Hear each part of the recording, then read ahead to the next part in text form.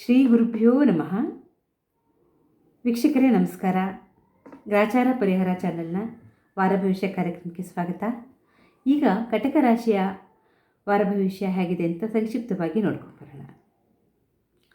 ಕಟಕ ರಾಶಿಯ ಯಾರ್ಯಾರು ಸಂತಾನಾಪೇಕ್ಷಿಗಳಾಗಿದ್ದೀರೋ ಅವರೆಲ್ಲರಿಗೂ ಕೂಡ ಸಿಹಿ ಸುದ್ದಿ ಈ ವಾರ ನಿಮಗೆ ಸಿಗುತ್ತೆ.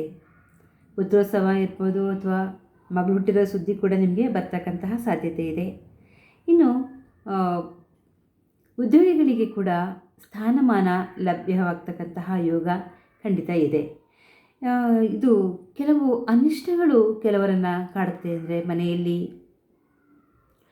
ರೋಗಿಗಳ ಸಂಖ್ಯೆ ಹೆಚ್ಚಾಗಿರಬಹುದು ಅಥವಾ ಯಾರೋ ಹರಿಪಾದವನ್ನು ಸೇರಿಕೊಂಡಂತಹ ಸುದ್ದಿಗಳು ಬರಬಹುದು. ಇಂತಹ ಒಂದು ಸುದ್ದಿಯನ್ನು ಕೂಡ ನೀವು ಈ ವಾರ ನಿರೀಕ್ಷೆ ಮಾಡಲೇಬೇಕಾಗತ್ತೆ. ಇನ್ನು ಹೊಸದಾಗಿ ಮದುವೆ ಮಾಡಿಕೊಂಡಿರ್ತಕ್ಕಂಥವ್ರಿಗೆ ಪತ್ನಿ ತವ್ರ ಮನೆಗೆ ಹೋಗೋ ಕಾರಣ ಭೋಜನ ಸೌಖ್ಯ ಇರೋದಿಲ್ಲ. ಎಲ್ಲೋ ಕ್ಯಾಂಟೀನಲ್ಲೋ ಮೆಸ್ಸಲ್ಲೋ ಎಲ್ಲೋ ಒಂದು ಕಡೆ ಊಟ ಮಾಡಿಕೊಂಡು ಅಯ್ಯೋ ಹೆಂಡತಿ ಯಾವಾಗ ಬರ್ತಾಳಪ್ಪ ಅಂತ ಕಾಯ್ತಾ ಇರ್ತೀರ. ಹೀಗೆ ಭೋಜನ ಸೌಖ್ಯ ಕಡಿಮೆ ಆಗುತ್ತೆ. ಇನ್ನೂ ಕೆಲವರಿಗೆ ಮನಸ್ಸಿಗೆ ನೆಮ್ಮದಿ ಇರೋದಿಲ್ಲ. ಮತ್ತು ಇಲ್ಲಿನ ವಾತಾವರಣ ಈಗ ಹೇಗೆ ಏರ್ಪೇರಾಗ್ತಾ ಇದೆ. ಒಂದು ಸಲ ಬಿಸಿಲು, ಒಂದು ಸಲ ಮಳೆ ಬಂದರೆ ಬಂದೇ ಬಿಡ್ತು ಜೋರಾಗಿ, ಇಲ್ಲಾಂದರೆ ಇಲ್ಲವೇ ಇಲ್ಲ. ಹೀಗೆ ವಾತಾವರಣದ ಏರುಪೇರುಗಳಿಂದ ಅನೇಕರಿಗೆ ಶೀತಬಾಧೆಗಳು, ತಲೆನೋವು, ಜ್ವರ ಇತ್ಯಾದಿಗಳು ಕಾಡುತ್ತೆ. ಕೆಲವರಿಗೆ ಮನಸ್ಸಿಗೆ ಸಮಾಧಾನವೇ ಇರೋದಿಲ್ಲ. ಅಂಥವರಿಗೆ ಅವರ ಬಂಧು ಜನರಿಂದ, ಇಷ್ಟ ಮಿತ್ರರಿಂದ ಸಮಾಧಾನ ಸಿಗ್ತಕ್ಕಂತಹ ಯುಗ ಕೂಡ ಇದೆ. ಒಟ್ಟಾರೆ ಕಟಕ ರಾಶಿಯವರಿಗೆ ಕಷ್ಟ ಸುಖ ಎರಡೂ ಕೂಡ ಸಮ್ಮಿಳಿತವಾಗಿದೆ. ವ್ಯಾಪಾರಿಗಳಿಗೆ ಧನಲಾಭ ಇದೆ.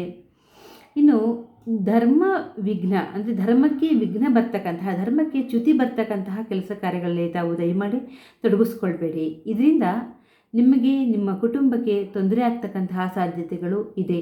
ಯಾರೇ ಆಗಲಿ ಧರ್ಮಕ್ಕೆ ವಿರುದ್ಧವಾಗಿ ಕೆಲಸ ಮಾಡ್ತಾ ಇದ್ದಾರೆ ಅಂತ ನಿಮ್ಮ ಗಮನಕ್ಕೆ ಬಂದಿದ್ದೇ ಆದರೆ ನೀವು ಅವರ ಒಂದು ಸಹವಾಸವನ್ನು ಮಾಡಲಿಕ್ಕೆ ಹೋಗಬೇಡಿ. ಇದರಿಂದ ನಿಮಗೆ ಅನೇಕ ಅರಿಷ್ಟಗಳು, ಬೇಡದೇ ಇರತಕ್ಕಂತಹ ತೊಂದರೆಗಳು ಬಂದು ಸೇರಿಕೊಳ್ತಕ್ಕಂತಹ ಸಾಧ್ಯತೆ ಇರುತ್ತೆ.